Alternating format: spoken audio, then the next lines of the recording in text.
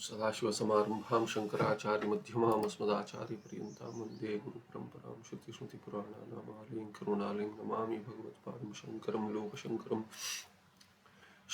शङ्कराचार्यं केशवं बादरायणं सूत्रभाष्यकृतौ वन्दे भगवन्तौ पुनः पुनः ईश्वरो गुरुरात्मेति मूर्तिभेदविभागिने व्योमवद्व्याप्तदेहाय दक्षिणामूर्तये नमः। श्रीचिद्गणगणेशाय नमो मह्यं सुखनित्यं प्रकाशं व्यापकं नाम रूपयो अधिष्ठानं बुद्धिबोध्यं बुद्धेर्दुर्गत्वनिर्मूलम् अपारं सर्ववेदान्तवेद्यं प्रत्यक्परमः तदेवाहन्नमत्वन्निरिति मे निश्चिता मतिः।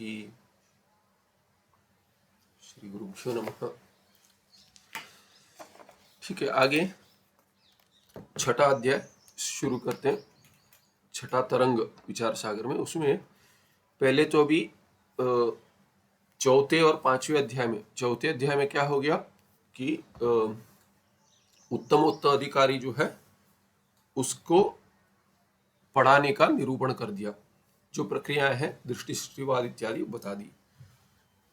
पंचम अध्याय में, पांचवें अध्याय में मध्यम अधिकारी को पढ़ाने की विधि बताई, प्रकार क्या है, सृष्टि दृष्टिवाद। फिर ज्ञान उत्पन्न नहीं हुआ तो भिन्न भिन्न प्रक्रिया से भी यदि नहीं हुआ तो ओमकार उपासना आलम्बन को लेकर कहा गया सन्यासी के लिए, या चिंतन कहा गया क्रम मुक्ति के लिए। और हमने देखा कि उत्तम अधिकारी जो तत्वदृष्टि है उसका तो ज्ञान, तो उसको तो ज्ञान उत्पन्न होकर मोक्ष प्राप्त होगी करके कह दिया। और दूसरा भाई जो है मध्यम अधिकारी अदृष्टि, उसे भी ज्ञान उत्पन्न हो गया, ओमकार चिंतन को लेकर ज्ञान उत्पन्न हो गया। अभी जो सबसे छोटा भाई है तर्क दृष्टि, उसके लिए आगे पाठ बढ़ाते गुरु, किंतु इसमें क्या कहते हैं, इस अध्याय का नाम क्या रख दिया, अथ गुरु वेदांतादि साधन मिथ्यात्व वर्णनम नाम षष्ठस्तरंग। तो ये छठा तरंग जो है, छठा अध्याय, वो क्या है, गुरु वेदांत इत्यादि जो साधन है मोक्ष के लिए, ज्ञान भी मिथ्या ही है, इसलिए यहाँ पे त्रुटि है, वर्णनम होना चाहिए, वर्णनम। तो ये नाम है तरंग का। तो उपोद्घात, उसकी संगति बताते, उपोद्घात चतुर्थ तरंगे उत्तमाधिकारिणः उपदेश प्रकार वर्णितः, पंचम तरंगे मध्यमाधिकारिणः उपदेश प्रकार कथितः। ये तो हमने देख लिया कि चौथे अध्याय में उत्तम अधिकारी के लिए उपदेश का क्या प्रकार है, प्रक्रियाएं क्या है, उसका वर्णन किया गया। और पंचम तरंग में, पांचवें अध्याय में मध्यम अधिकारी के उपदेश का प्रकार, उसका कथन कर दिया। अस्मिंस्तु तरंगे कनिष्ठ अधिकारिणः उपदेश प्रकार निरूप्यते। इसमें क्या है कि कनिष्ठ या अधम अधिकारी के लिए उपदेश का क्या प्रकार है, क्या प्रक्रिया है, वो बताते। उसे बहुत सारे प्रश्न होते हैं,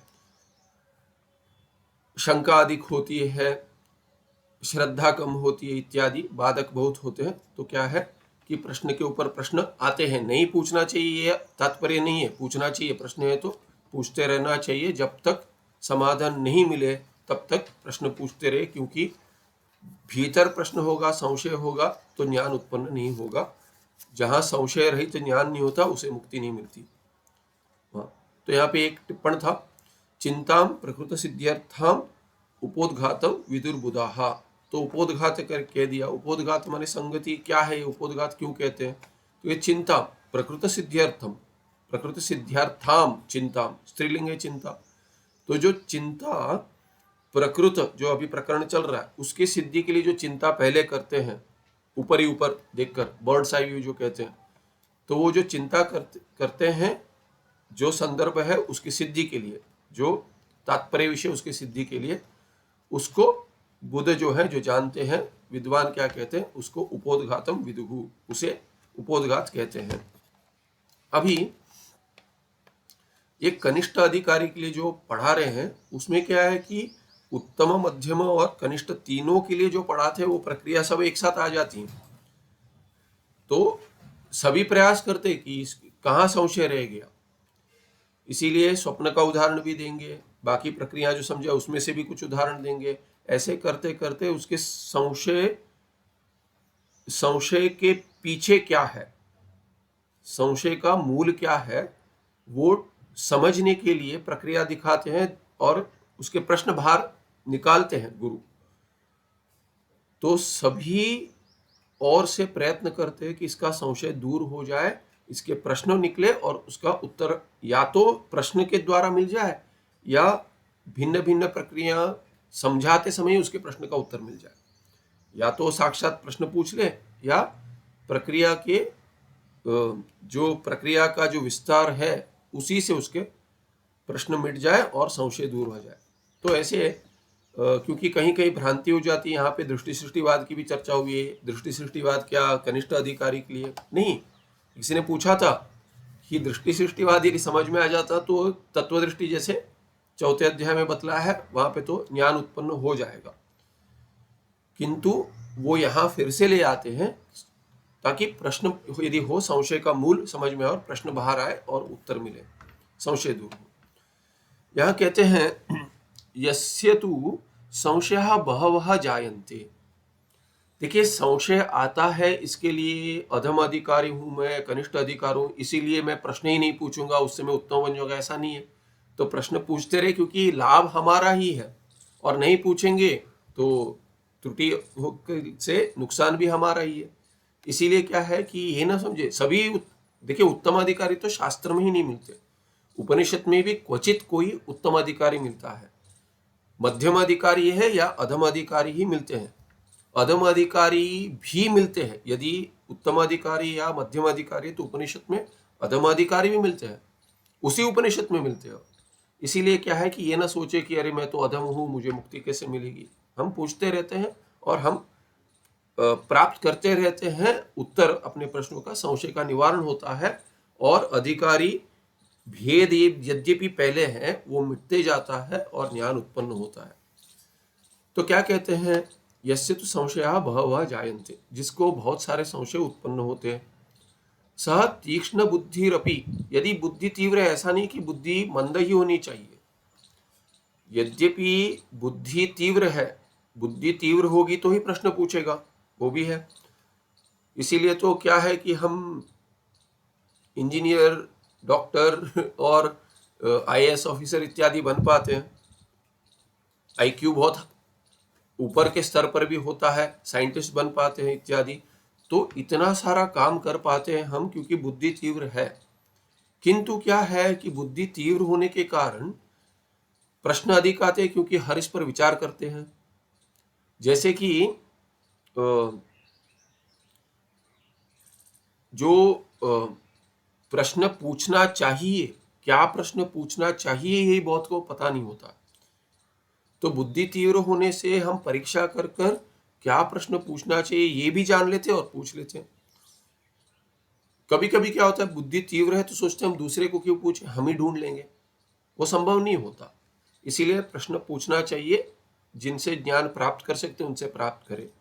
और क्या है कि हमारा अभ्यास भिन्न भिन्न विषयों का, शास्त्र से भिन्न विषयों का अधिक होने से भी शास्त्र में श्रद्धा संपूर्ण नहीं आ पाती। इसीलिए भी क्या कि पाप जो है वो बाधक बनते हैं, पर पुण्य भी है जो भिन्न विषय का अभ्यास करने देते हैं और हम व्यवहारिक जीवन जी पाते हैं। इसीलिए भी आध्यात्मिक जीवन के लिए शास्त्र में श्रद्धा आवश्यक है और शास्त्र का अभ्यास चाहिए। तो शास्त्र का अभ्यास भी हम उसमें श्रद्धा के द्वारा ही कर सकते। जैसे भिन्न विषय का अभ्यास किया है उसमें हमें पहले से श्रद्धा नहीं थी ऐसा नहीं है, वहां पे भी श्रद्धा चाहिए कि जो पढ़ाने वाले ठीक पढ़ा रहे।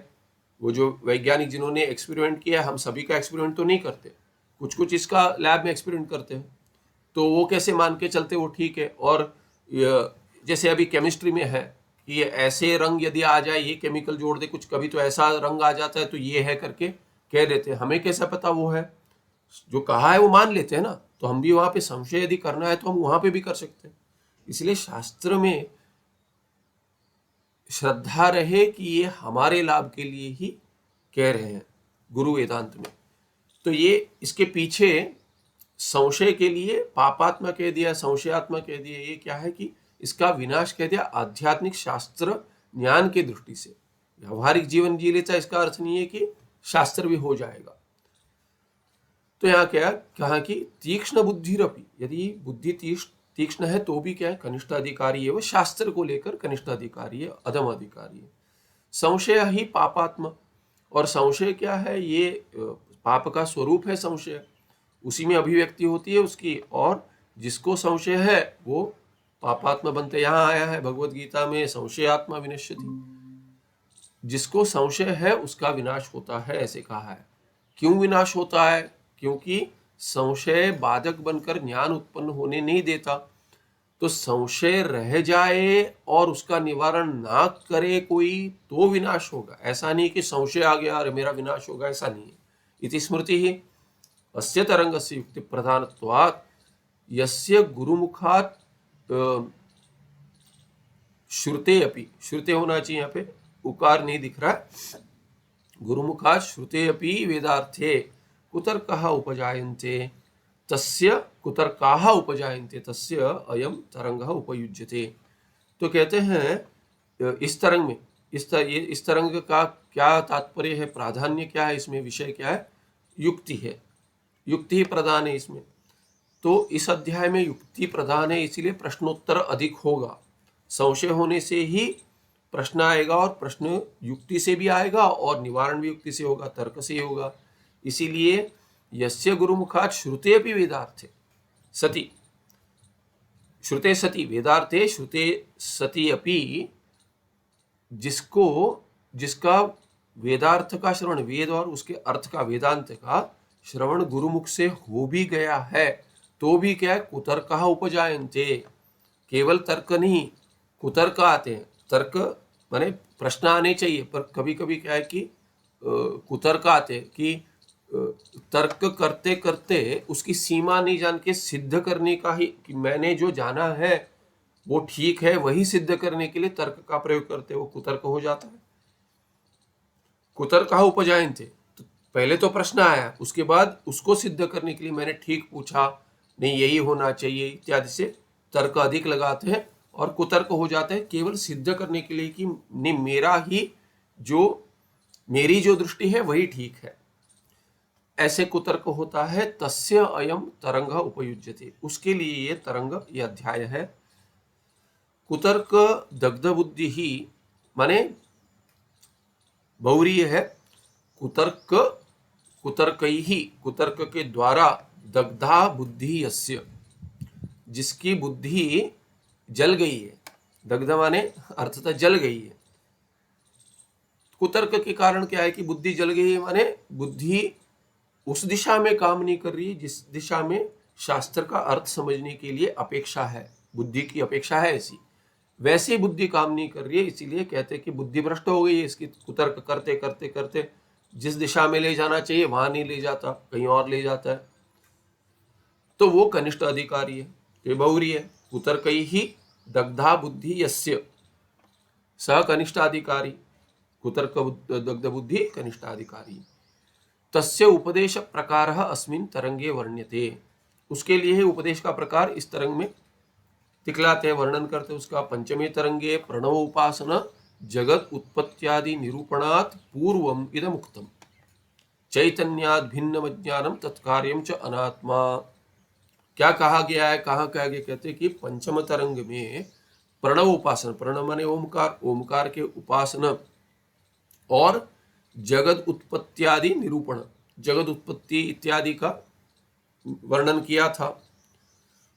उस निरूपण के पहले पूर्वम कि प्रणव उपासना और जगत उत्पत्त्यादि इत्यादि प्रकार सृष्टि दृष्टिवाद, सृष्टि कैसे हुई, क्यों हुई इत्यादि, उसमें स्थूल का निर्माण होने से पहले सूक्ष्म कैसे निर्माण हुआ, सूक्ष्म में भिन्न भिन्न पंच महाभूत कैसे उत्पन्न हुए, पंचीकरण हुआ इत्यादि, ये सब बतलाया। उनके गुण क्या है, उस किस इंद्रिय से ग्रहण होता है, वो किससे जन्म लेता है इत्यादि सब जो प्रकरण आया, उसके पहले क्या कहा गया था, इदम उक्तम, ये कहा गया था चैतन्याद् भिन्नम अज्ञानम तत्कार्यम च अनात्मा।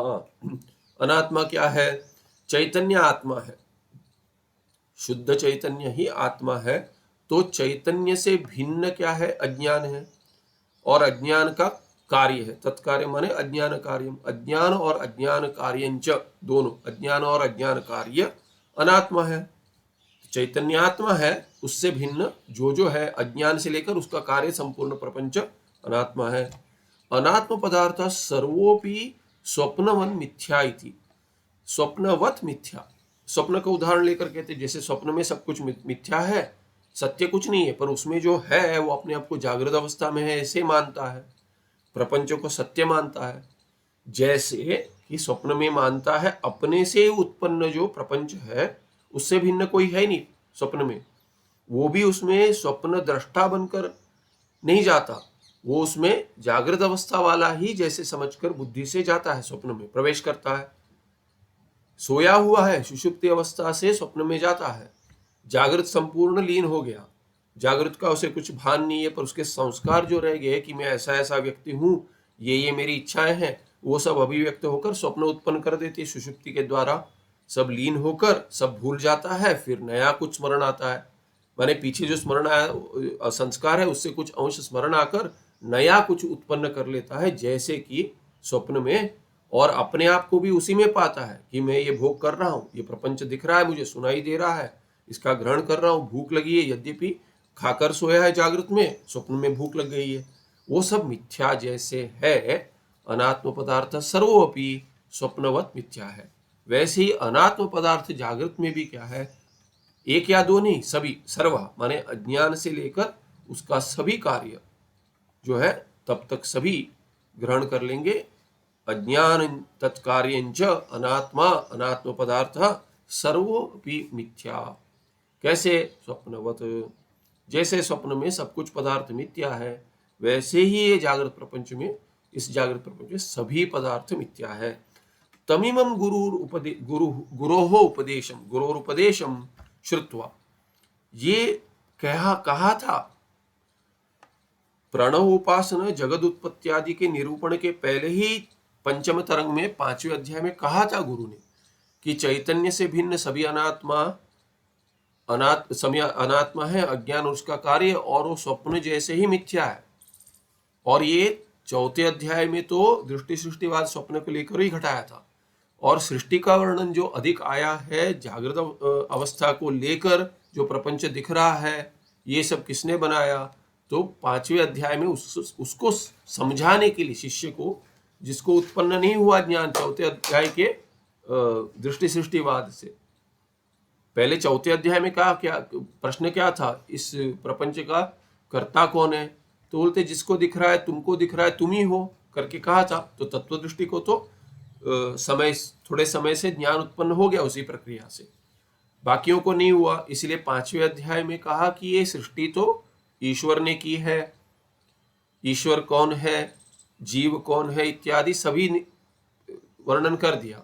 और वो कहते समय, पूरा प्रपंचन करते समय प्रपंच का वर्णन, प्रपंचन माने वर्णन करते समय पहले ही उसके पहले कह दिया कि ये सब जो वर्णन हो रहा है वो अज्ञान और उसके कार्य का हो रहा है, अज्ञान के ही कार्य ईश्वर और जीव है, और ये प्रपंच है, और ऐसे भिन्नता बनती है, त्रिपुटी बनता है, त्रिपुटी बनकर उससे ग्रहण करते हो, तुम अपने आप को श्रोता मनता इत्यादि मानते हो, प्रमाता ज्ञाता, ये सब मिथ्या है। ज्ञान भी मिथ्या है, बंधन मिथ्या है, इसलिए ज्ञान मिथ्या है। उससे उत्पन्न होने वाला जो मोक्ष प्राप्त होगा ये, वो भी मिथ्या है, क्योंकि वो सभी अज्ञान और ज्ञान का कार्य है।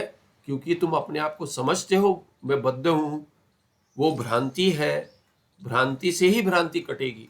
माने ज्ञान से ज्ञान, प्रमाणात्मक ज्ञान वो मिथ्या है, भ्रांति से भ्रांति नहीं कहूंगा, पर मिथ्या ज्ञान से ही मिथ्या अज्ञान मिटेगा, ऐसा कहने का तात्पर्य, न कि भ्रांति, क्योंकि उसको प्रमाण से आया है इसलिए प्रमा कहेंगे, प्रमा से भ्रम मिटेगा। पर भ्रम यदि अज्ञान जन्य है, अज्ञान है, अज्ञान का कार्य है, माने मिथ्या है, तो उसका जो निवारण करेगा वो ज्ञान सत्य नहीं होगा, वो ज्ञान भी मिथ्या ही होगा। उसी स्तर के सत्यता चाहिए। जिस अज्ञान का कार्य का निवारण होना है, भ्रम का, वो जिस सत्ता का है उसी सत्ता का आपको ज्ञान लगेगा। तो वृत्ति जो है, ब्रह्माकार वृत्ति, वो भी व्यावहारिक ही है, वो भी मिथ्या ही है, क्योंकि बंधन जो है, वो भ्रम जो है वो मिथ्या है और वो व्यावहारिक सत्ता में है। इसीलिए इतना कह दिया था पहले ही। तमिमं गुरोरुपदेशं श्रुत्वा प्रश्नाद उपरतो ज्येष्ठो भ्रातरो दृष्ट्वा तर्क दृष्टि पृच्छति। ये सब उपदेश सुनकर प्रश्नाद उपरतो, प्रश्न का निवारण हो गया। किनके लिए प्रश्न मिट गए, किनके लिए? ज्येष्ठो भ्रातरो, द्विवचन है। दो ज्येष्ठ भ्राता जो है इस कनिष्ठ भ्राता के, उसके जो दो भाई हैं, बड़े भाई हैं दो, कौन है? तत्वदृष्टि और अदृष्टि। उनको देखकर, दृष्टवा देखकर, और वो कौन है? प्रश्नाद उपरतौ। प्रश्न, उनके प्रश्न तो नहीं रहे, ये इसने, कनिष्ठ भ्राता ने अब तक कोई प्रश्न नहीं पूछा है, क्योंकि उसे अब तक ये क्या पूछना है भी नहीं पता है। तो पहले बड़े भाई ने पूछा क्या पूछना है, तो बोलते हैं प्रपंच का कर्ता कौन है, फिर मिथ्या होते हुए भी क्यों ऐसे हो रहा है, ज्ञान कैसे उत्पन्न होगा, मिथ्या ज्ञान से कैसे निवारण होगा, इत्यादि पूछा। उसके बाद मझले भाई ने प्रश्न पूछा, और अभी दोनों जो प्रश्न नहीं पूछ रहे, तभी तर्क दृष्टि उनको देखकर अभी उसको पता चला इनको तो ये तो प्रश्न नहीं पूछ रहे, इसका अर्थ या तो उनको ज्ञान उत्पन्न होगा, या सोच रहे होगे कि उनके प्रश्न नहीं है, अभी विचार कर रहे हो, या ऐसे सोचकर तर्क दृष्टि ने पूछा प्रश्न। कनिष्ठ भ्राता ने क्या पूछा, यही अभी प्रक्रिया है कि अभी प्रश्नोत्तर शुरू हो रहा है। कहते हैं 318 और 319 में कनिष्ठ अधिकारिण तर्क दृष्टि प्रश्न। कनिष्ठ अधिकारी जो है, छोटा भाई भी है सबसे छोटा, और कनिष्ठ अधिकारी भी है, उसका क्या प्रश्न है तर्क दृष्टि का? स्वप्न दृष्टान्तेन जागृत पदार्थस्य मिथ्यात्व न भवति इति तर्क दृष्टि पृच्छति। आपने कहा कि जागृत स्वप्न जैसे मिथ्या है, ये तो ठीक नहीं लग रहा। जागृत पदार्थ कैसे मिथ्या होगा? स्वप्न पदार्थ चलिए मिथ्या आप कह रहे, उसके जैसे स्वप्न पदार्थ मिथ्या हो है, इसको मानकर, इसको हेतु बनाकर आपने कहा कि जागृत प्रपंच मिथ्या है। पहले तो मुझे संशय ये है, तर्क दृष्टि सोच रहा है कि स्वप्न में जब भी मैं हूं तभी तो मिथ्या तो नहीं लग रहा है, और स्वप्न में क्या है कि कोई, जैसे देखिए जागृत में जो भोग कर रहे हैं, ये भोग करूं कि नहीं करूं उसमें तो आपके लिए पुरुषकार है, माने फ्री विल है, आपको चॉइस है, आप विचार कर कर माने प्रयत्न करूं नहीं करूं या प्राप्त करने के लिए, इसका भोग करूं नहीं करूं, ये तो आप इसके ये आपके हाथ में है। किंतु स्वप्न में नहीं है। स्वप्न में ऐसा लगता है कि मैं भोग करूं नहीं करूं ये अपने हाथ में नहीं है, क्योंकि वो भोग हो जाता है। वैसा नहीं है। देखिए जागृत में भी यद्यपि आपको मैं भोग करूं नहीं करूं ये आपके हाथ में है, क्या क्या प्राप्त हो जाता है सर्कमस्टेंशियली, जो आपके इंद्रिय निग्रह के अंतर्गत है, वो तो प्रपंच आपके हाथ में नहीं है। अभी उसको लेकर आप सोच सकते हैं ये तो जो जागृत प्रपंच तो मिथ्या कैसे होगा। तो स्वप्न में क्या है, स्वप्न में भी वैसे ही प्रश्न आना चाहिए कि मैं जो भोग कर रहा हूं उसमें ना मुझे कोई माने मैंने तो नहीं बनाया, मुझे पता नहीं कि मेरे हाथ में नहीं, मैं क्या स्वप्न देखता हूं। तो वो भी जैसे जागृत में मैं क्या देखता हूं ये मेरे हाथ में नहीं है, तो दोनों में तुलना हुई। अभी तुलना इस प्रकार से शास्त्र कहता है कि स्वप्न में मिथ्यात्व जैसे वैसे ही जागृत में मिथ्यात्व है, पर कोई उसमें उल्टा तर्क लगाता है, द्वैती उल्टा तर्क लगाता है। वो कहता है कि जागृत प्रपंच स्वप्न मिथ्या है, वैसा ये क्यों मिथ्या हो, दोनों एक ही है ना, दोनों में अनुभव एक ही है। तो आप स्वप्न को मिथ्या मानकर जागृत को क्यों मिथ्या कहते हैं? ऐसा क्यों ना हो कि स्वप्न सत्य हो जागृत जैसे, या जागृत स्वप्न सत्य है वैसे ही जागृत है तो जागृत भी सत्य हो। दोनों सत्य क्यों नहीं हो सकते, दोनों मिथ्या क्यों होंगे? स्वप्न मिथ्या ये आपको पहले सिद्ध करना पड़ेगा, आपका हेतु असिद्ध है, ऐसे तर्क दृष्टि पूछता है। उसके द्वैती करते हैं भगवान मांडुक्यकार, कारिकाकार पहले तो स्वप्न को मिथ्या सिद्ध करते। क्यों? क्योंकि द्वैती आकर कहते हैं स्वप्न तो सत्य है, ना तुमने बनाया ना मैंने बनाया, ऐसे ऐसे सोचकर कह देता है। कि स्वप्न तो सत्य है, स्वप्न ये असत होता, मिथ्या होता तो आप ये ऐसा तर्क लगाते कि जागृत स्वप्न जैसा मिथ्या है, पर स्वप्न तो सत्य है, वो हेतु कैसे ठीक बनेगा आपका कि स्वप्न मिथ्या है करके? स्वप्न सत्य है। तो अभी पूरा प्रयास कहाँ गया सिद्ध करने के लिए पहले कि स्वप्न सत्य नहीं है, उसमें उचित देश काल इत्यादि नहीं है करके पहले स्वप्न को मिथ्या सिद्ध करते हैं, उसको हेतु लेकर फिर जागृत स्वप्न जैसे है, इसीलिए जागृत भी मिथ्या है, ऐसे प्रक्रिया है। तो वही उसी को लेकर अभी क्या कहते हैं कि ये तर्क दृष्टि को प्रश्न है, द्वैतियों को सुनकर या अनुभव का विचार कर कर उसको वो उसी में तर्क लगा रहा है। और वो क्या प्रश्न पूछता है, स्वप्न दृष्टांतेन जागृत पदार्थ से मिथ्यात्व न भवति। स्वप्न दृष्टांत जो है उसको लेकर वो उसको हेतु बनाकर जागृत पदार्थों को मिथ्या नहीं आप सिद्ध कर सकते, नहीं हो सकता। क्यों नहीं हो सकता? उसका विश्लेषण ये है, ये तर्क दृष्टि पृच्छति, पूछता है, नहीं होता है। कैसे होता है? ऐसे, पूर्वम अत्यंतम अज्ञातो यः पदार्थः तस्य ज्ञानम स्वप्ने न भवति किंतु जागृति यद विषयक अनुभव अभूत तद विषयकम स्वर्णम स्वप्ने जायते। अभी दो प्रकार से प्रश्न है। स्वप्न न मिथ्या, ये 319 में आ रहा है, स्वप्न मिथ्या है ही नहीं। पहले क्या कह रहा है, उसमें भेद दिखा रहा है। दो दृष्टि से उदाहरण संभव नहीं है। यदि आपने उदाहरण हेतु बनाकर आपने कुछ सिद्ध किया, उदाहरण को सिद्ध किया, वो कभी सिद्ध नहीं होगा। ये प्रश्न कभी उत्पन्न होगा जो कह रहा है स्वप्न दृष्टांत से जागृत पदार्थ का मिथ्यात्व आप सिद्ध नहीं कर पाएंगे। उसमें क्या है कि उदाहरण में वैकल्य होगा, विषमता होगी, विषम उदाहरण कहेंगे। माने जो उदाहरण है वो मिथ्या है पर जागृत सत्य है। माने आपने गलत उदाहरण दे दिया, ऐसा कि उदाहरण क्या है, उदाहरण में मिथ्यात्व है किंतु उदाहरण में मिथ्यात्व नहीं सिद्ध हो रहा है, ऐसे होगा एक। दूसरा क्या होगा कि उदाहरण मिथ्या है ही नहीं, तो उससे आपने कैसे मिथ्यात्व सिद्ध कर दिया? आपका हेतु ही असिद्ध है। या तो उदाहरण गलत है, आपने विषम उदाहरण दे दिया, या आपने उदाहरण दे दिया जिसमें वो हेतु नहीं बैठ रहा है, जो आप उसको लेकर सिद्ध करें उसमें वो गुण है ही नहीं, धर्म है ही नहीं। माने आपने उदाहरण ले लिया सत्य और सिद्ध कर रहे उदाहरण में मिथ्या, वो भी नहीं होगा।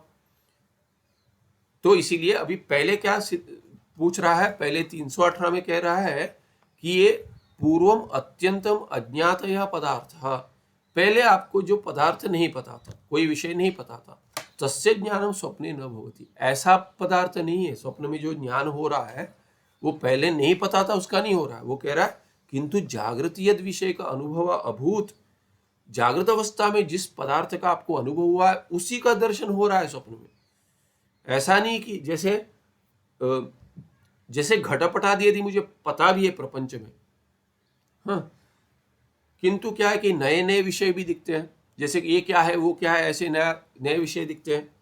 जैसे या तो पढ़ने चले जाते हैं कहीं, कुछ विषय नया पढ़ने चला जाते, जो पता है उसका तो अभ्यास नहीं कर रहे, या तो पता है थोड़ा अधिक पढ़ने जा रहे हैं। तो नए अंश को समझने के लिए हम जाते हैं भिन्न भिन्न जगह, भिन्न भिन्न ग्रंथ का अभ्यास करते हैं, या जैसे कमाने के लिए, जीविका के लिए कुछ करना है तो विषय, या आर्ट्स हो, साइंस हो, ये हो क्या कि कॉमर्स हो या इंजीनियरिंग हो, उसको आगे चल के, या तो कोई भी ग्रेजुएशन करते, कोई भी स्कूल में भी जाते, कुछ नया सीखने मिलता है बचपन से लेकर। तो कहते हैं कि ये ऐसे विषय या तो नए दिखते हैं, या तो विषय यदि घटपट आदि आपको पता है, कोई पदार्थ पता है, फिर भी ऐसा ही नया कोई हमने घट देख लिया तो वो घट तो नहीं पता है। ये घट पता है, वो घट है करके पता है दूसरा वाला, पर वैसा वाला घट तो मैंने आज पहली बार देखा, या दूसरा घट मैंने पहली बार देखा। यही घट देखा था, अभी वैसा ही घट भी देख लिया तो दूसरा घट का ज्ञान नया है। घट का ज्ञान नया नहीं, घटत तो नया नहीं है, किंतु वो जो दूसरा घट है वो नया है। इसीलिए नए अंश का ज्ञान आपको हो रहा है, नए पदार्थ का या अंश का, उसी को पदार्थ कहेंगे, उसका ज्ञान उत्पन्न हो रहा है जागृत में नए का। स्वप्न में ऐसा नहीं है। कहते जो जागृत में देखा है उसी को स्मरण कर उसकी वासना से, संस्कार से स्वप्न उत्पन्न हो रहा है। इस दृष्टि से प्रश्न पूछ रहा है, पूर्वम अत्यंतम अज्ञातया पदार्थ तस्य ज्ञानम स्वप्ने न भवति किंतु जागृति जागृति यद विषय का अनुभव अभूत, जिस विषय का अनुभव हुआ है, जिन जिन विषयों का अनुभव जागृत अवस्था में हुआ है, तद विषयकम स्मरणम स्वप्ने जायते, उस विषय का स्मरण होता है स्वप्न में। ये अंक समाप्त कर कर स्मरण लिखा है, वो 2 नंबर टिप्पण देख लेंगे, ये अंक समाप्त कर देते। तथा च स्मृति विषय जागृत पदार्थानाम सत्यत्वात्,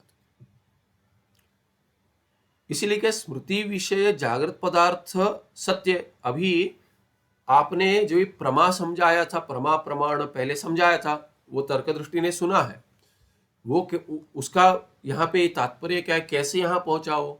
वो कह रहा है कि आपने तभी कहा था कि स्मृति भी ज्ञान है और अनुभव भी ज्ञान है। आपने कहा था स्मृति भिन्नम ज्ञानम अनुभव, स्मृति से भिन्न जो ज्ञान है वो अनुभव भी ज्ञान है, स्मृति भी ज्ञान है। और यथार्थ स्मृति हो सकती है जैसे यथार्थ अनुभव हो सकता है। जैसे विषय हमने देखा वैसे यदि ज्ञान उत्पन्न हो, उसको यथार्थ ज्ञान कहेंगे, अनुभव कहेंगे, प्रमा कहेंगे उस ज्ञान को। यदि वैसे उत्पन्न नहीं हो तो भ्रम कहेंगे, उसको छोड़ दीजिए। रज्जु में सर्प देखा, पर रज्जु को मैंने रज्जु ही देखा, तो उसको तो आप प्रमा मानते हो, ज्ञान मानते हो, अनुभव मानते हो, यथार्थ अनुभव मानते हो, यथार्थ ज्ञान मानते हो, प्रमा मानते हो। अभी जब स्मरण करता हूं मैं उसको, तो स्मरण क्या मिथ्या हो जाएगा? स्मरण भी आपने कहा यथार्थ स्मृति और अयथार्थ स्मृति, तो स्मृति भी भ्रम हो जैसे हो सकती है या प्रमारूप हो सकती है। तो स्मृति जो हो सकती है वो प्रमारूप यदि हो सकती है, वो अनुभव तो नहीं है, पर वो ज्ञान तो उस विषय का है जो सत्य है। जैसे मैंने रज्जु देखा था वैसे मुझे ज्ञान हुआ, वो ज्ञान तो प्रमा है, सत्य वस्तु का ज्ञान हुआ। और वैसे ही मैं जब स्मरण करता हूं उसी रज्जु का, तो वो स्मरण जो है वो तो सत्य का विषय का ही, इसलिए स्मरण सत्य है। वो कैसे असत वस्तु का हो जाएगा या मिथ्या हो जाएगा? नहीं होगा। वैसे ही वो कहता है जागृत में जो विषय देखा मैंने, वो अनुभव तो जागृत में सत्य का हुआ था, तो अभी जो मैं स्मरण कर रहा हूं स्वप्न में, वो भी सत्य ही होगा। ऐसे उसने सत्यता दोनों में दिख रही है उसे, या विषमता यदि कहनी है तो विषमता भी होगी, तो उदाहरण उदाहरण में नहीं बैठेगा। तो कहते हैं तथा च स्मृति विषय जागृत पदार्थानां सत्यत्वात् स्वप्ने जायमानम तद विषय का स्मृति ज्ञानम अपनी सत्यमेव। तो अभी उसने क्या कह दिया, स्वप्न को लेकर आप जागृत सत्य या मिथ्या, जागृत मिथ्या सिद्ध नहीं कर सकते। क्यों? क्योंकि स्वप्न जो है वो जागृत के संस्कार से आया है, तो आपको उल्टा कहना पड़ेगा जागृत सत्य है, इसलिए उसका स्मरणात्मक को जो स्वप्न है, स्मरण के रूप में जो स्वप्न है वो भी सत्य ही है। तो सत्य, एक सत्य से दूसरा जो सत्य आया है, उस दूसरे सत्य को आप मिथ्या समझकर पहले को मिथ्या नहीं ये सिद्ध कर सकते, क्योंकि ये दूसरा पहले के सत्य से ही निकला है और वो सत्य होगा, तो मिथ्या होगा ही नहीं, एक हो गया, वो सत्य होगा, तो उस सत्य से आप मिथ्या सिद्ध नहीं कर पाओगे, एक हो गया। दूसरा क्या है कि आप तो उल्टा जिससे ये आया है उसी को लेकर सिद्ध कर रहे हो, वो तो उल्टा हो गया। आपको क्या करना पड़ेगा, सत्य स्वप्न सत्य सिद्ध कर सकते हो आप, ना कि जागृत मिथ्या। जागृत को सिद्ध करने की आवश्यकता ही नहीं, जागृत तो सत्य है, उसके अनुभव से स्वप्न आया है, तो जागृत अनुभव से जो स्वप्न आया वो सत्य है। आपको कहना पड़ेगा स्वप्न सत्य जागृतवत करके कहना पड़ेगा। पर आप क्या कर रहे हो, जो स्वप्न जागृत से आया उसको उदाहरण बना रहे हो, उसको उदाहरण करके, माने पुत्र को उदाहरण करके आपने माता पिता सिद्ध कर दिए, वो भी गलत। आप तो ये कहना चाहिए अरे ये देखो पिता जैसे दिखता है या माता जैसे दिखता है, इसीलिए या ये बेटा या बेटी उनके होंगे, ऐसा आप कर सकते हैं। उन्हीं के जैसे दिखते, साथ में जा रहे हैं तो उनके जैसे दिखते हैं, वो उनके पुत्र पुत्री होंगे, ऐसा आपको आप कह सकते हो। आप क्या कह रहे हो, वो पिता माने उनको देखकर आप करो ये उनके माता पिता होंगे करके, ये नहीं कर सकते। या नहीं है करके सिद्ध करें आप, वो भी नहीं कर सकते। जो उसके जैसे दिखता है वो उनका पिता या माता होगा, ऐसा भी कर सकती है दीपी, तो आप कह सकते। पर ये उनके जैसे दिखता है करके कह रहे और कह रहे माता पिता नहीं है, गलत ये तर्क लगा रहे हैं। यदि आप देखकर कह रहे हैं ये उल्टा भी यदि कर रहे हैं तो भी आपको कैसे करना पड़ेगा, ये पुत्र या पुत्री माता पिता में से किसी जैसे दिखते हैं इसीलिए ये माता या पिता होंगे, ऐसा आपको अनुमान लगाना पड़ेगा। पर आपको आप क्या कह रहे हैं, ये उनके जैसे दिखते हैं, आपने ऐसा कहा नहीं, ये शब्द था, पर उनके जैसे दिखते हैं इसीलिए ये उनके माता पिता नहीं है करके बोल रहे हैं। या आप क्या कह रहे हैं, ये उनके जैसे दिखते ही नहीं है जबकि दिख रहे हैं, जबकि दिख रहे हैं, वो तो तारे उनके जैसे दिखते नहीं दिख रहे करके कह रहे, ऐसा भी कर रहे हैं। तो ये 2-3 विचार करके और कह रहा है वैसे ही आप कर रहे हैं यहाँ पे। स्वप्न तो जागृत जैसे आया हुआ है, वो उसी का अंश है, जागृत सत्य ये कैसे मिथ्या हो जाएगा, और इस मिथ्या से लेके आप उसको कैसे मिथ्या सिद्ध करेंगे, ये मिथ्या है ही नहीं। इतना सारा विचार कर ये पूछ रहा है कि स्मृति विषय जागृत पदार्थानां सत्यत्वात्, तथा च स्मृति विषय जो है वो जागृत के ही विषय की स्मृति है, इसीलिए जागृत पदार्थ सत्य है, इसीलिए स्मृति विषय सत्य है। स्वप्ने जायमानम तद विषय का स्मृति ज्ञानमपि सत्यमेव, इसीलिए स्वप्न में जो सत्य जागृत विषय का संस्कारजन्य जो सत्य विषय ज्ञान है और उसकी स्मृति है, वो पदार्थ और उसका ज्ञान दोनों ही सत्य ही होगा, सत्यमेव। तस्मात् स्वप्न दृष्टान्तेन जागृत पदार्थानां मिथ्यात्व कथनम न युज्यते एव। ये ठीक नहीं है आप जो कह रहे हैं, ठीक नहीं है माने मुझे लग रहा है ठीक नहीं है, आप समझाइए। ऐसे विनम्रता से हो सकता है या अहंकार से भी हो सकता है। तर्क दृष्टि को तो हम देखें कि विनम्रता से कोई हाथ जोड़ कर गए कह रहे ये तो ठीक नहीं लग रहा है, समझाइए, ऐसा प्रश्न पूछ रहा है। कि इसीलिए क्या हो गया, स्वप्न दृष्टांत को लेकर स्वप्न दृष्टांतेन जागृत पदार्थों का जागृत पदार्थान मिथ्यात्व कथनम, जो आपने कथन किया ये मिथ्या है स्वप्न, वैसे ही जागृत भी मिथ्या होगा, दोनों में साम्य है। न युज्यते, वो ठीक नहीं है। इसमें एक टिप्पण क्या था, यहाँ पे टिप्पण था स्मरणम, 2 नंबर टिप्पण था, वहां कहते स्वप्न जागृत्यनुभूत पदार्थ विषय का स्मृति रूप मानस विपर्यास इति कथ्यताम नैयायिकादीनां मत रीत्या अयम प्रश्न। ये जो प्रश्न है यहाँ पे ये डैश इत्यादि नहीं होना चाहिए, श्लोक के लिए संगति नहीं है, ये दूसरा टिप्पणी यहाँ पे दंड होना चाहिए, अवसान होना चाहिए, फुल स्टॉप होना चाहिए। क्या कह रहे, ये प्रश्न जो पूछा वो कैसे पूछा, मैंने बोले या तो द्वैतियों का सुनकर आया है, तो नैयायिकों का सुनकर आया तो उसने अभ्यास किया है, या उनका जो प्रश्न है वैसा ही इसे भी आया है कि नैयायिक आदि पद से हम द्वैती ले सकते हैं, बाकी उनके मत के अनुसार ये प्रश्न है, रीति से अनुसार। क्या प्रश्न है, ये जो पूछा तर्क दृष्टि ने पूछा कि स्वप्न तो जागृत अवस्था के संस्कार से उत्पन्न है, जागृत सत्य है तो सत्य है स्वप्न भी, तो मिथ्या कैसे होगा, उसको मिथ्या लेकर हेतु लेकर, उसका मिथ्यात्व हेतु लेकर आप कैसे जागृत को मिथ्या सिद्ध करेंगे। स्वप्न जागृत अनुभूत पदार्थ, जो स्वप्न में स्वप्न क्या है, स्वप्न का पहले लक्षण क्या दे रहे हैं, मानस विपर्यास, मानसिक वृत्तियां चलती है, तो मानस विपर्यास है स्वप्न। और वो कैसा मानस विपर्यास है, कहते स्मृति रूप है, स्मृति का उसके रूप में है स्वप्न का जो मानस वृत्ति है, जो उसी को स्वप्न कहेंगे। तो स्वप्न रूप जो मानस विपर्यास है जिसको स्वप्न कहेंगे, वो स्मृति कहाँ से आई, किस विषय की है, तो कहते हैं वो जागृति अनुभूत जागृत काल में जो अनुभूत पदार्थ है वो विषय बनते। स्मृति का विषय क्या है, जागृत पदार्थ। तो जागृत में अनुभूत पदार्थ जो है, अनुभव किया हुआ है, वही पदार्थ विषय बनते स्मृति का, और वो स्मृति रूप मानस विपर्यास जो है उसको स्वप्न कहते हैं। इसीलिए क्या कि यदि आप विचार करते रहेंगे तो उसी को क्या है, डे ड्रीमिंग कह देंगे, यही स्वप्न है और क्या है। इति कथयताम, ऐसे जो कहने वाले हैं, कौन है वो, नैयायिक इत्यादि जो है तार्किक, उनके मत के अनुसार ये प्रश्न पूछा। आगे स्वप्न न मिथ्या करके 319 में उसको आगे विचार बढ़ाता है, और तो कहते हैं अथवा, या क्या पूछ रहे हैं, तर्क दृष्टि क्या पूछ रहा है, स्वप्न ज्ञान विषय भूता पदार्थ सत्या एव, वो सत्य ही है, न मिथ्या, मिथ्या ही नहीं, क्यों नहीं है? तथा ही स्वप्न अवस्थायाम स्थूल शरीरम त्यक्त्वा लिंग शरीरम बहिर्निर्गत्य सर्वम सत्यम गिरि समुद्रादिकम पश्यति। अभी क्या कह रहा है ये? पहले भी क्या कहा उसने? स्वप्न मिथ्यात्व कथन जो है स्वप्न को लेकर वो ठीक नहीं है, क्योंकि जागृत के ही का ही स्मरण है। ऐसे इसीलिए क्या उसने सत्य नहीं कह दिया, उसने माने कह दिया तद्विषय का स्मृति ज्ञानम अपनी सत्यमेव।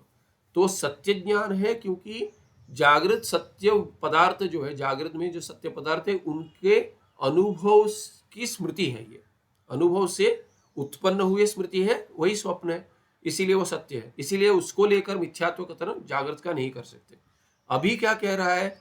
स्वप्न सत्य है, वो कैसे सिद्ध कर रहा है? वो ये नहीं कह रहा है कि जागृत के संस्कार से उत्पन्न है, वो कह रहा है स्वप्न में क्या होता है। ये द्वैतीय ऐसे कहते हैं जो भगवान कारिकाकार गौड़पादाचार्य मांडुक्य में सिद्ध करते हैं। मांडुक्य कारिका में जो पूर्व पक्ष लेते हैं वहां पे पूर्व पक्ष ऐसा ही है। द्वैती पहले कहता है कि क्या है ये स्वप्न जो है, ये क्या है, पहले देखिए, आप समझिए, वो सत्य है। क्यों सत्य है? कहते हैं तथा ही स्वप्नावस्थायाम स्थूल शरीरम त्यक्त्वा, कहते हैं स्थूल शरीर का त्याग कर देता है स्वप्नावस्था में जीव, स्थूल शरीर का त्याग कर देता है। वो नहीं रहा, माने उससे जुड़ा नहीं है अभी। और क्या है लिंग शरीरम बहिर्निर्गत्य, इसमें 3 नंबर टिप्पण है, क्योंकि बहिर्निर्गत्य कह दिए। तो यहां क्या कहते हैं कि पंच प्राण मनोबुद्धि दशेन्द्रिय समन्वितम अपंचीकृत भूतोत्तम सूक्ष्मांगम भोग साधनम। इसकी अभी उतनी अपेक्षा नहीं है, मैं देख रहा हूं आगे टिप्पण है क्या, नहीं, इतना ही है।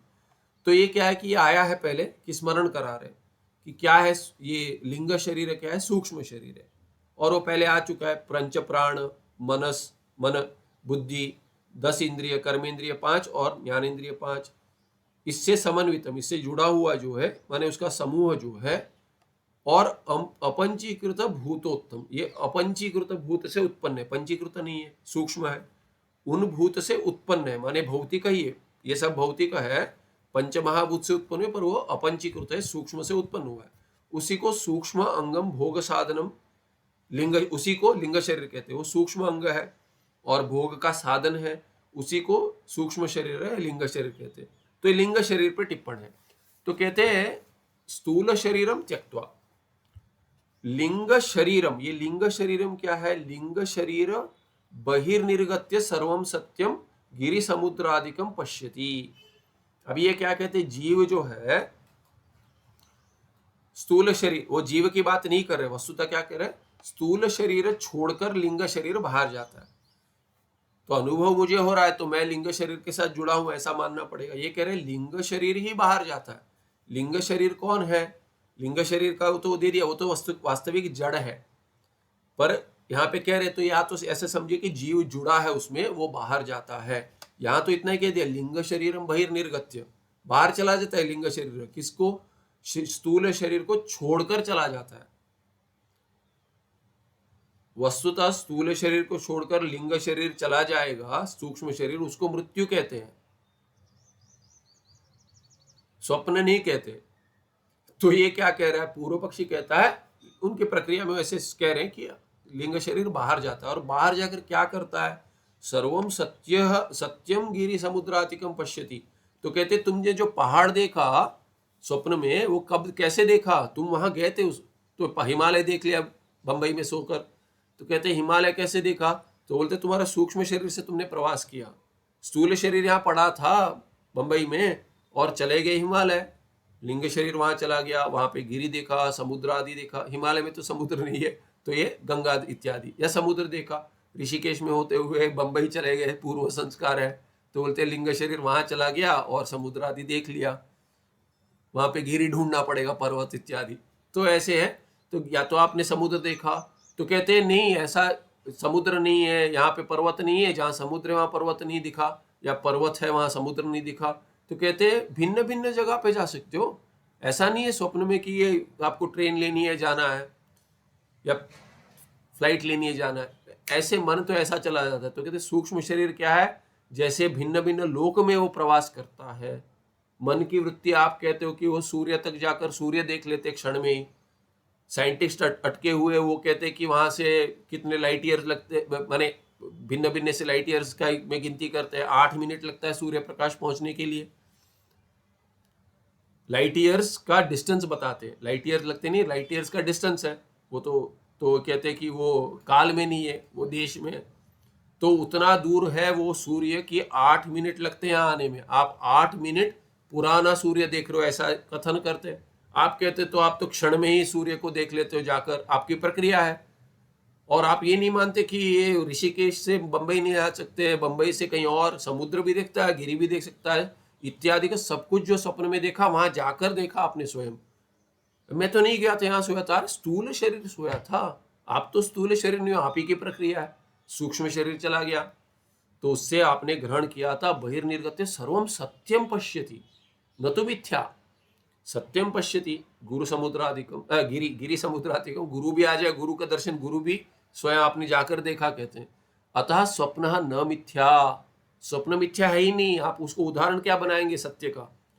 या तो सत्य जागृत पदार्थों का स्मरण कर कर स्वप्न देखा तो स्वप्न सत्य हो गया, इसीलिए स्वप्न से आप जागृत को मिथ्या सिद्ध नहीं कर सकते। अथवा सूक्ष्म शरीर ने जाकर स्वप्न में भी जागृत के ही जो सत्य पदार्थ है उन्हीं सत्य पदार्थों को देखा, इसीलिए उसको उदाहरण नहीं बना सकते आप। सत्य ही है, सत्य देखा तो सत्य देखा तो मिथ्या कैसे हो गया? उसको लेकर आप जागृत में मिथ्या कैसा सिद्ध करेंगे? अतः स्वप्न न मिथ्या कह रहा है। तो अभी 320 से 321 तक में 2 अंक में पूर्वोक्त प्रश्नयो उत्तरम, दोनों प्रश्नों का उत्तर दे रहे। गुरु क्या कहते हैं? स्वप्न ज्ञानम प्रत्यक्षम न जागृत पदार्थानाम स्मृति रूपम। पहले तो क्या है कि जागृत पदार्थ की स्मृति है ही नहीं है। इसीलिए जो आप 318 में जो कहा, तर्क दृष्टि ने जो विचार किया और पूछा प्रश्न कि क्योंकि ये जागृत के संस्कार से जन्य स्मृति है और जागृत सत्य है, इसीलिए स्वप्न अनुभूत पदार्थ और उसका ज्ञान सत्य होगा। पहले तो क्या है कि वो जैसे सिद्ध कर रहा है तर्क, अभी तर्क दृष्टि जो सिद्ध कर रहा है उसके लिए जो, या प्रश्न उठाने के लिए जो उसके उसका जो विचार है उसके लिए जो आधार है वो आधार ठीक नहीं है। कह रहे हैं कि पहले तो क्या है कि स्वप्न ज्ञान प्रत्यक्ष है, वो स्मृति रूप नहीं है। स्वप्न देखता हुआ वो स्मरण नहीं कर रहा है। यदि स्मरण कर रहा होता तो जो इस स्वप्न से, यदि देखिए, यदि आपको मैं अभी कुछ पूछता हूँ व्याकरण लेते हैं कि पहले इसमें तो कुछ स्मरण आ जाएगा, व्याकरण का कुछ सूत्र बताइए, ये कोई कहेंगे ये कैसे हो गया? उसमें भी तद्धित, जिसने अभ्यास किया तद्धित का स्मरण नहीं आता है। कहते वो फ ख ठ य इत्यादि आदेश हो जाते, इत्यादि बहुत सारे 5 आदेश 5 प्रत्यय को हो जाते एक साथ, खपच कड़ा इत्यादि ऐसे कुछ तो मेरे टंग ट्विस्टर है, ऐसे समझ लीजिए। वो स्मरण नहीं आता है, तो अभी वो स्मरण नहीं आ रहा है। पर यदि आपने प्रयास किया और स्मरण कर लिया या नहीं भी कर लिया, उसके बाद 2 दिन बाद यदि पूछूं आपको कि आपने वो स्मरण किया था, आपने स्मरण किया था सूत्र, तो 2 दिन पहले किया था, तो आप कहेंगे कि नहीं मैंने अनुभव किया था? नहीं, आप तो कहेंगे कि मैंने स्मरण किया था। यदि आपने 2 दिन पहले पुस्तक देखकर प्रत्यक्ष आपने देख लिया और उत्तर बता दिया, स्मरण नहीं किया, तो भी आपको पता है कि प्रत्यक्ष देखा आपने सूत्र या स्मरण किया। जैसे अभी कोई, मैं पूछ रहा हूं, जैसे ओपन बुक एग्जाम होती है या क्लोज बुक एग्जाम्स होती है, तो या आपने देख के बताया या स्मरण करके बताया, वही अंतर है उसमें। कहाँ देखना चाहिए वो भी पता होना चाहिए। तो यदि अभ्यास नहीं किया तो कहाँ देखा है ढूंढते ही रह जाएंगे। 500 या 300 पन्ने का पुस्तक है तो ओपन बुक एग्जाम भी काम नहीं आएगा, क्योंकि हर प्रश्न के लिए सभी ये वो तो लक पे चलेगा कि मिल गया नहीं मिल गया नहीं मिल गया, वैसा नहीं। तो या तो आपने देख के बताया या तो नहीं देख के बताया तो प्रत्यक्ष है, प्रत्यक्ष सूत्र देखकर बताया या स्मरण किया। अभी 2 दिन के बाद मैं आपको पूछा हूं कि आपने ओपन बुक एग्जाम किया कि क्लोज बुक दिया, आप में तो भ्रांति नहीं है कि मैंने स्मरण किया कि मैंने देखा था। नहीं मैंने देखा करके कह देंगे, नहीं देखकर बताया, ठीक है। नहीं देखकर बताया वो अच्छा है। तो यदि ये प्रश्न पर आपको ऐसे संशय नहीं होगा कि मैंने प्रत्यक्ष देखा या मैंने स्मरण किया, तो स्वप्न यदि स्मरण होता तो जागृत अवस्था में जब आप उठेंगे स्वप्न से और आपको पूछेंगे कि आपने स्वप्न में देखा, या आप कहेंगे स्वप्न में मैंने स्मरण किया। कोई भी नहीं कहता स्वप्न में मैंने स्मरण किया। हाँ, यदि स्वप्न में स्मरण का ही स्वप्न है कि बैठकर परीक्षा दे रहे हो और वहां पे क्लोज बुक एग्जाम है, परीक्षा है जिसमें स्मरण कर, तो आप कहेंगे मैंने स्वप्न में स्मरण किया। वो स्वप्न में स्मरण किया, स्वप्न स्मरण किया नहीं होगा वो भी। तो इसीलिए जागृत अवस्था में जब हम उठते हैं, सुबह उठकर क्या कहते हैं, स्वप्न स्मरण है, तो क्या कहेंगे, स्वप्न स्मरण होगा, पर स्वप्न स्मरण स्मरण के रूप में नहीं है। स्वप्न जागृत में स्मरण करते हैं, पर स्वप्न जो है वो जागृत का स्मरण नहीं है। जागृत में स्वप्न का स्मरण है, स्वप्न में जागृत का स्मरण नहीं है। स्वप्न में जागृत का अनुभव ही है, जागृत का ही नहीं, पदार्थों का अनुभव है। जागृत करके नहीं कह रहा हूं, स्वप्न में अनुभव होता है पदार्थों का, न कि स्मरण होता है। तो इसीलिए क्या है कि जब भी हम उठते, कोई भी नहीं कहता मैंने स्वप्न में जागृत का स्मरण किया। कहते हैं कि जागृत का मैंने पदार्थ देखा कहेगा, या तो मैंने ऐसा पदार्थ देखा, अनुभव हुआ स्वप्न में, ऐसा मैंने स्वप्न का अनुभव है कहेंगे, स्वप्न का स्मरण है नहीं कोई कहता। वैसे तो इसीलिए कहते हैं स्वप्न ज्ञानम प्रत्यक्षम, स्वप्न में जो ज्ञान उत्पत्ति है वहां पे प्रत्यक्ष ही है, न जागृत पदार्थ स्मृति रूप हो। जागृत में जो अनुभूत है उसका स्मरण नहीं है। कैसे पता, तो आगे अभी विश्लेषण देते हैं। पूर्व काल संबंधवतः पदार्थस्य ज्ञानम स्मृति भवती। तो उसमें स्मृति क्या है पहले समझ लो, पहले बताया कहते हैं, फिर भी तर्क दृष्टि तुम समझ लो स्मृति क्या है। बोलते कहते हैं कि पूर्व काल संबंधवतः पदार्थस्य, जिस पदार्थ का पूर्व काल से संबंध हुआ है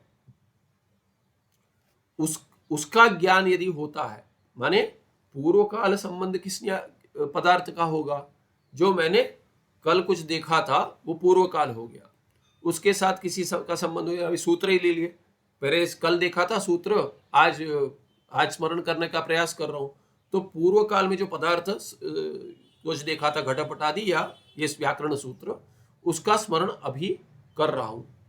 तो स्मृति क्या है, उसका ज्ञान, उस पदार्थ का ज्ञान। तो कहते ज्ञान है तुमको उस सूत्र का, तो बोलते कल पढ़ा था, तो अभी ज्ञान है, यदि है तो उसको स्मृति कहेंगे, नहीं है तो कहेंगे अरे नहीं, स्मरण नहीं हो रहा है, उसी को स्मरण कहेंगे। पूर्व काल से संबंध जो पदार्थ का है, संबद्ध वाला जो पदार्थ है, उसका ज्ञान यदि अभी हो रहा है वर्तमान में, उसी को स्मृति कहते हैं।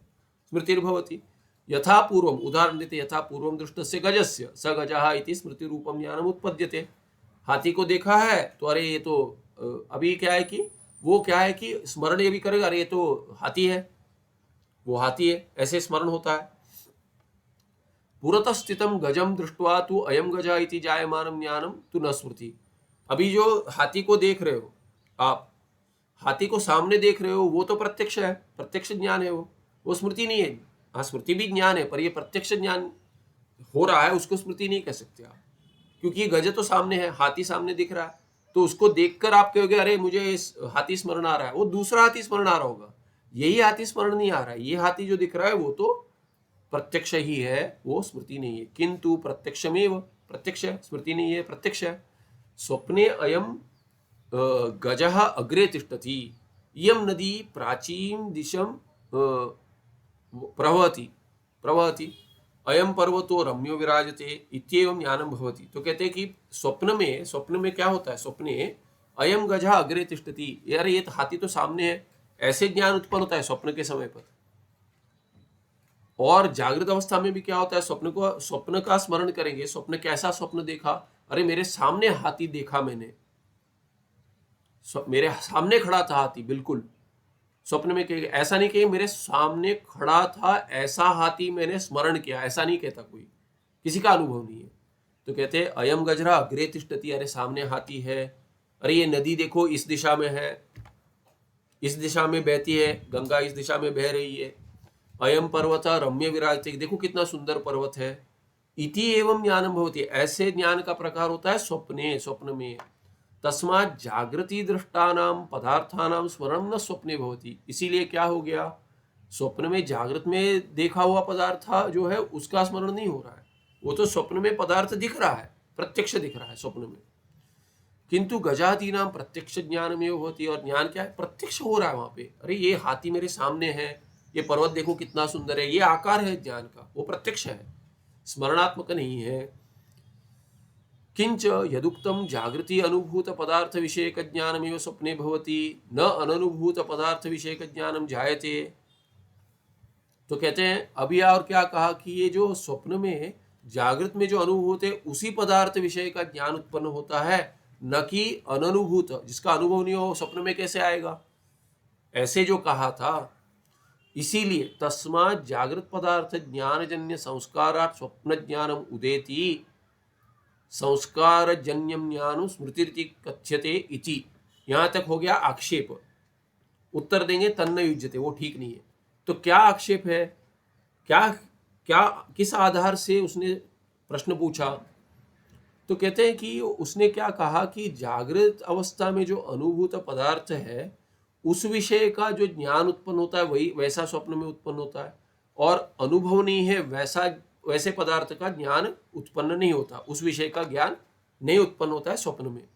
इसीलिए आपने इसके आधार पर आपने क्या कहा, मैंने शिष्य ने प्रश्न उठाया, उसमें क्या कहा उसने, तस्मात, इसीलिए उसका विचार क्या है, तस्मात इसीलिए जागृत पदार्थ ज्ञान संस्कारात् स्वप्न ज्ञान उदेति। इसीलिए आपने क्या कह दिया कि जागृत पदार्थ के ज्ञान के संस्कार से उत्पन्न, ज्ञान से उत्पन्न जो संस्कार है, माने जागृत पदार्थ ज्ञान जन्य संस्कार, जागृत पदार्थ का अनुभव हुआ, ज्ञान हुआ, उस ज्ञान से जो जन्य उत्पन्न संस्कार है उस संस्कार से स्वप्न ज्ञानम उदेति, स्वप्न का ज्ञान उससे उत्पन्न हुआ है।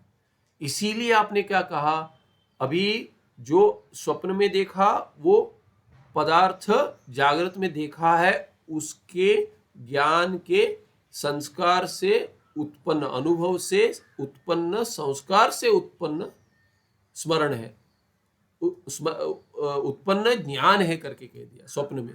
ये ज्ञान कैसा है, संस्कार से जन्य है, और संस्कार से जो जन्य ज्ञान है उसको स्मृति कहते हैं। स्वप्न में जागृत में जो अनुभव हुआ है उस अनुभव से कुछ संस्कार उत्पन्न हुआ जागृत में, उस संस्कार से उत्पन्न ज्ञान है स्वप्न में। और आपका लक्षण क्या है, संस्कार से उत्पन्न जो ज्ञान है उसी को स्मृति कहते हैं, और स्वप्न में भी संस्कार से उत्पन्न ज्ञान है।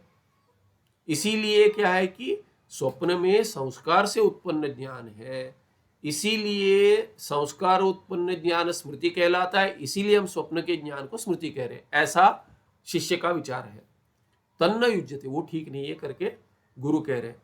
तथा ही प्रत्यक्ष ज्ञानम द्विविधम, कहते हैं प्रत्यक्ष ज्ञान दो प्रकार है, एकम अभिज्ञा रूप प्रत्यक्षम, अपरम च प्रत्यभिज्ञा रूप प्रत्यक्षम इति। वो क्या कहते हैं, प्रत्यक्ष ज्ञान दो प्रकार के, एक क्या है अभिज्ञा रूप प्रत्यक्ष, और दूसरा प्रत्यभिज्ञा रूप प्रत्यक्ष। प्रत्यभिज्ञा और अभिज्ञा में अंतर है, तो ये प्रत्यक्ष में अंतर कर रहे हैं। सोयम देवदत्ता, वो ये क्या है कि प्रत्यभिज्ञा, तत्काल तद्देश संबद्ध जो है उसको अभी एतत् काल एतत् देश संबद्ध हो जाएगा तब प्रत्यभिज्ञा होगी। और अभिज्ञा रूप प्रत्यक्ष जो है उसमें क्या है कि उसमें ये सामने है अयम गजः, ये आकार है, वो अभिज्ञा प्रत्यक्ष में।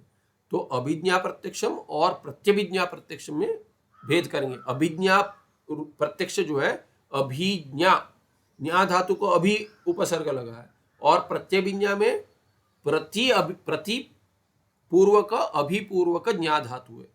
तो प्रति ये उपसर्ग जो आ रहा है वो अर्थ में भिन्नता ला रहा है, वो अगले पाठ में इसका अर्थ देखेंगे, और यहां आज विराम देते हैं पाठ को। सुखम नित्यं स्वप्रकाशम व्यापकं नाम रूपे अधिष्ठानं बुद्ध्य बोध्यं बुद्धेर्जृक्यत्व निर्मल अपारं सर्ववेदांत वेद्यं प्रत्यक् परमः तदेव अहन्नमत्तोऽन्यदिति मे निश्चिता मतिः। नमस्ते, धन्यवाद।